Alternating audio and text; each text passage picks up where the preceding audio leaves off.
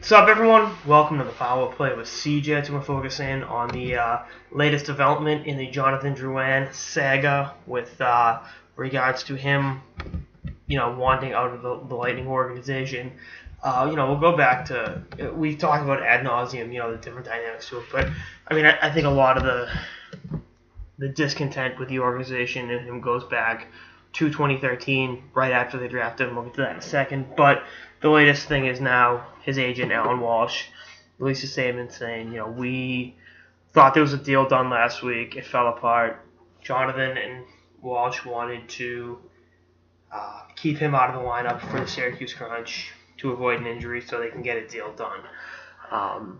The Lightning said, no, you're going to play. And then Drouin said, no, I'm not.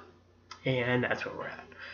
He's been suspended without pay by the organization. It's another pain in the ass for a team that has to deal with, re-signing their superstar center. It's like, oh, now we got our, potential, world-class offensive talent wanting out in the worst way.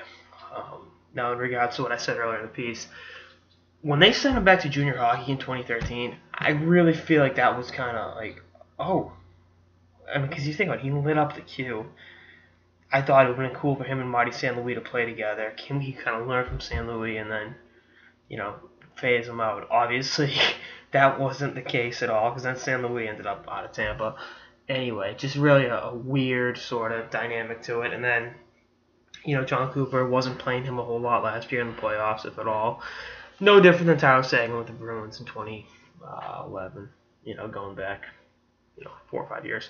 And then, this year wasn't getting what he felt was an ample opportunity to prove himself as an NHL player.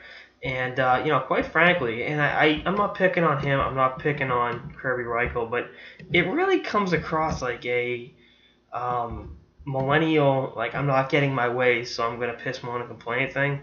And maybe that's not accurate at all, but that's just the way it looks. And against the backdrop of that generation of, immediate satisfaction, I'm not in the NHL right now, so I'm going to be paying. It's like, no, dude, pay your dues. Lightning have. I know that they would struggle this season, but they still are the reigning Eastern Conference champions. They got a hell of a squad.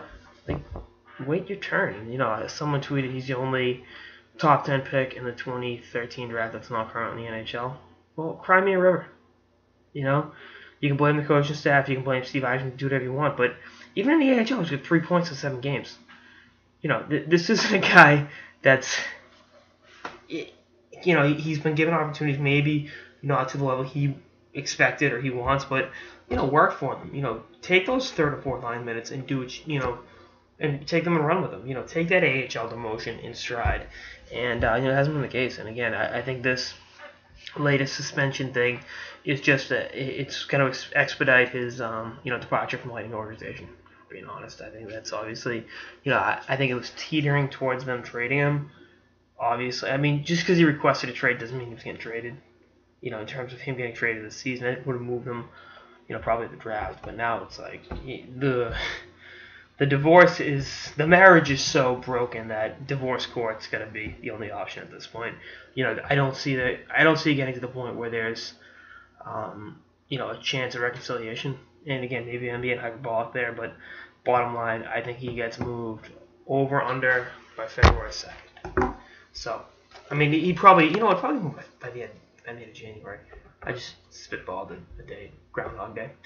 Anyway, that's all I got. Episode of the Power Play with CJ. Stay tuned for episodes throughout the season and beyond. Later, guys.